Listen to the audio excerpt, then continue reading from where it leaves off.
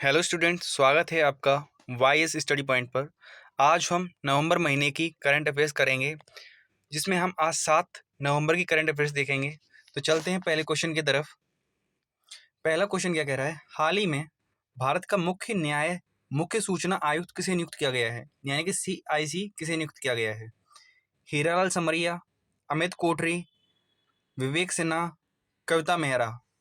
तो इस क्वेश्चन का हमारा राइट आंसर हो जाएगा हीरालाल समरिया। इस क्वेश्चन का राइट आंसर हो जाएगा। हाल ही में भारत का मुख्य सूचना आयुक्त हीरालाल समरिया को नियुक्त किया गया है। इसके बारे में और जान लेते हैं। जो केंद्रीय सूचना आयोग है, इसकी स्थापना हुई थी 12 अक्टूबर 2005 को। 12 अक्टूबर 2005 को इसकी स्थापना हुई। सूचना का अधिनियम 2005 के तहत। इसके सदस्य कौन कौन होते हैं? एक मुख्य सूचना आयुक्त होता है और 10 से अधिक सूचना आयुक्त नहीं हो सकते, यानी कि 10 सूचना आयुक्त और हो सकते हैं और एक मुख्य सूचना आयुक्त। नियुक्ति किसके द्वारा की जाती है? नियुक्ति की जाती है राष्ट्रपति द्वारा गठित एक समिति की सिफारिश पर। केंद्रीय सूचना आयोग के अध्यक्ष की अपॉइंटमेंट की जाती है। केंद्रीय सूचना आयोग यानी कि इसमें जो कार्यकाल है उस अध्यक्ष का, वो 3 वर्ष होगा या 65 वर्ष की आयु तक होगा, जो भी पहले हो। प्रथम सूचना आयुक्त कौन था? वजाहत हबीउल्लाह प्रथम मुख्य सूचना आयुक्त था।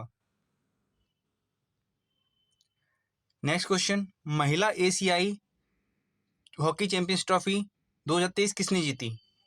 ऑप्शंस हैं चीन, मंगोलिया, भारत, जापान। तो इस क्वेश्चन का राइट आंसर हो जाएगा हमारा देश भारत। हमारे देश भारत ने जीता है महिला एशियाई हॉकी चैंपियंस ट्रॉफी को। और जान लेते हैं इसके बारे में। महिला एशियन हॉकी चैंपियंस ट्रॉफी 2023 ये कहाँ हुई थी? ये हुई है झारखंड, भारत में, यानी कि भारत के झारखंड राज्य में हुई है। और इसका ये 7वां संस्करण हुआ है, यानी कि 7वां संस्करण हुआ है। इसमें भाग लेने वाली टीम कितनी है? जापान, कोरिया, चीन, मलेशिया, थाईलैंड और इंडिया। ये 6 टीमों ने इसमें भाग लिया है। जो शीर्ष स्कोरर रहा है इसमें रहा है जियाकी जोंग, जो कि चीन की खिलाड़ी हैं। 2022 का विजेता कौन था? जापान था। और 2023 का है अपनी भारतीय टीम है। महिला एशियन हॉकी चैंपियंस ट्रॉफी के इतिहास के बारे में जाने तो ये अंतर्राष्ट्रीय फील्ड हॉकी प्रतियोगिता है, एक तो हॉकी से संबंधित है। तो इसकी शुरुआत हुई थी 2010 में, इसकी शुरुआत हुई थी। आयोजनकर्ता कौन है इसका? एशियाई हॉकी महासंघ इसका आयोजन करता है, जिसके द्वारा ये प्रतियोगिता कराई जाती है। राष्ट्रीय कैंसर जागरूकता दिवस 7 नवंबर को किसकी याद में मनाया जाता है? यानी कि जो कैंसर जागरूकता दिवस है वो किसकी याद में मनाया जाता है, ये हमें क्वेश्चन बताना है। Jawaharlal Nehru, Mohandas Gandhi, Marie Curie, Indira Gandhi. तो इस क्वेश्चन का राइट आंसर हो जाएगा option number C, Marie Curie. इस क्वेश्चन का राइट आंसर हो जाएगा। और जान लेते हैं इसके बारे में।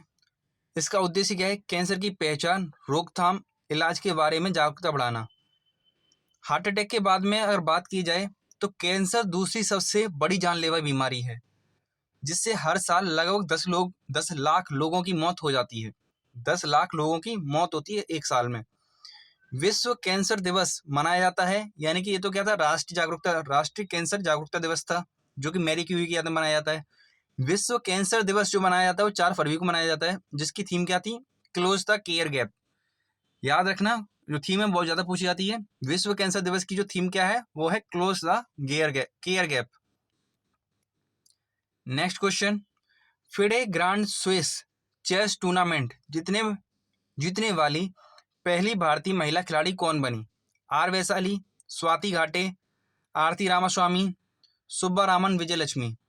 तो इस क्वेश्चन का राइट आंसर हो जाएगा हमारा option number A, R Vaishali ने इस प्रतियोगिता को जीता, FIDE Grand Swiss chess tournament. इसके साथ ही ये क्वालिफाई कर गई हैं विश्व शतरंज चैंपियनशिप के लिए क्वालिफाई कर गई हैं। फिडे पुरुष ग्रैंड स्विस का खिताब भारतीय खिलाड़ी विदित गुजराती ने जीता, यानी कि फिडे महिला का जीता था आर वैशाली ने, और फिडे पुरुष ग्रैंड स्विस का खिताब जीता है विदित गुजराती ने। फिडे पुरुष ग्रैंड स्विस का खिताब भारतीय खिलाड़ी विदित गुजराती ने सर्बिया के अलेक्जेंडर प्रेडगे को हराकर जीता। इस जीत के साथ ही आर वैशाली और विदित गुजराती ने 2024 कैंडिडेट्स टूर्नामेंट के लिए क्वालिफाई कर लिया है। FIDE Grand Swiss chess tournament, यह विश्व शतरंज चैंपियन के लिए क्वालिफाइंग टूर्नामेंट है। यानी कि मैंने बताया ना कि विश्व शतरंज चैंपियनशिप के लिए क्वालिफाई कर गए दोनों खिलाड़ी, विदित गुजराती और आर वैशाली। नेक्स्ट क्वेश्चन, चर्चित बुलावा बैलिस्टिक मिसाइल, यानी कि एक ये बुलावा नाम है इस इंटरकॉन्टिनेंटल बैलिस्टिक मिसाइल का, संबंध किस देश से है, किसने डेवलप की है ये, तो ये बताना है हमें क्वेश्चन में। तो ऑप्शन है ईरान, इराक, पाकिस्तान, रूस। तो इस क्वेश्चन का राइट आंसर है ऑप्शन नंबर डी, रूस। रूस ने डेवलप की है बुलावा intercontinental ballistic missile. Next question, यानी कि फिफ्थ राज्य खाद्य सुरक्षा सूचकांक SFSI 2022-23 में कौन सा राज्य शीर्ष पर रहा? उत्तर प्रदेश, त्रिपुरा, तमिलनाडु, केरल। तो इस क्वेश्चन का राइट आंसर हो जाएगा हमारा option number D, Kerala. Kerala इसमें टॉप पर रहा। और एक राज्य खाद्य सुरक्षा सूचकांक को कौन जारी करता है? इसको जारी करता है फसाई। विभिन्न राज्यों में अगर रैंकिंग देखी जाए तो केरल सबसे टॉप पर रहा है, ये हमने देख ही लिया, केरल सबसे टॉप पर रहा है बड़े राज्यों में, और पंजाब दूसरे पर, तीसरे पर तमिलनाडु। केंद्र शासित प्रदेशों में जम्मू कश्मीर पहले पर रहा है और दिल्ली दूसरे पर और चंडीगढ़ तीसरे नंबर पर। नेक्स्ट आगे बढ़ते हैं, इंटरेस्टिंग क्वेश्चन और इंपोर्टेंट क्वेश्चन। ये क्वेश्चन क्या कह रहा है, हाल ही में इंडोनेशिया में खोजा गया मिस्र से भी पुराने पिरामिड का नाम क्या है? यानी कि मिस्र का जो पिरामिड है उससे भी पुराना पिरामिड पाया गया है इंडोनेशिया में, तो उसका नाम बताना है। स्टोनहेंज, पुंडेन बेरुंडक, डोलमेन, गीजा। तो इस क्वेश्चन का राइट आंसर है पुंडेन बेरुंडक। जो गीजा है वो तो इजिप्ट के पिरामिड को ही गीजा कहते हैं, गीजा के पिरामिड। और पुंडेन बेरुंडक ये पाया गया है कहाँ पर? ये पाया गया है इंडोनेशिया में। जैसा कि आपको ये पिक्चर में दिख रहा होगा, ये है बेरुंडक, पुंडेन बेरुंडक पिरामिड। और भी जान लेते हैं, स्थानीय लोगों द्वारा प्राचीन पत्थर के बने इस पवित्र पिरामिड संरचना को पुंडेन बेरुंडक कहा जाता है, जिसका अर्थ है छतों के लिए सीढ़ीदार पिरामिड जो धीरे धीरे अपने शिखर तक पहुंचता है। कार्बन डेटिंग से पता चला है कि यह 16,000 साल से अधिक पुराना है। यह 16,000 साल से अधिक पुराना है, यह पता चला है। नेक्स्ट, किस संगठन ने हाल ही में अनुकूलन अंतराल रिपोर्ट, यानी कि which organization has recently released adaptation gap report 2023 को जारी किया है? तो एडेप्टेशन जो ये रिपोर्ट है इसके बारे में जान लेते पहले। तो ये होती क्या है, ये पर्यावरण से संबंधित जो भी चेंजेस हो रहे हैं, जैसे क्लाइमेट चेंज हो रहे हैं, जलवायु परिवर्तन हो रहा है, तो उसके साथ में कौन सा देश किस प्रकार से एडेप्ट कर पा रहा है कि नहीं कर पा रहा, तो उसके आधार पर होती है ये एडेप्टेशन गैप इंडेक्स। तो ये जारी कौन करता है? ऑप्शन हैं ब्रिक्स, विश्व बैंक, संयुक्त राष्ट्र पर्यावरण कार्यक्रम, विश्व आर्थिक मंच। तो इस क्वेश्चन का राइट आंसर हो जाएगा option number C, UNEP, United Nations Environment Programme इसको जारी करता है, संयुक्त राष्ट्र पर्यावरण कार्यक्रम।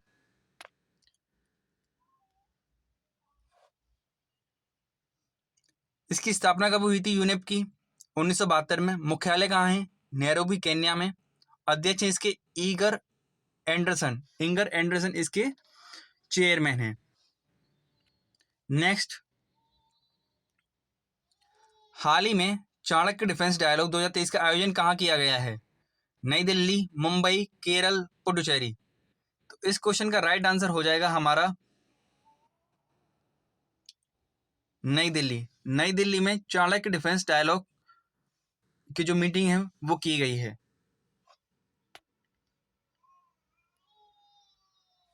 अंतरराष्ट्रीय क्रिकेट में टाइम आउट होने वाले पहले खिलाड़ी कौन बन गए हैं?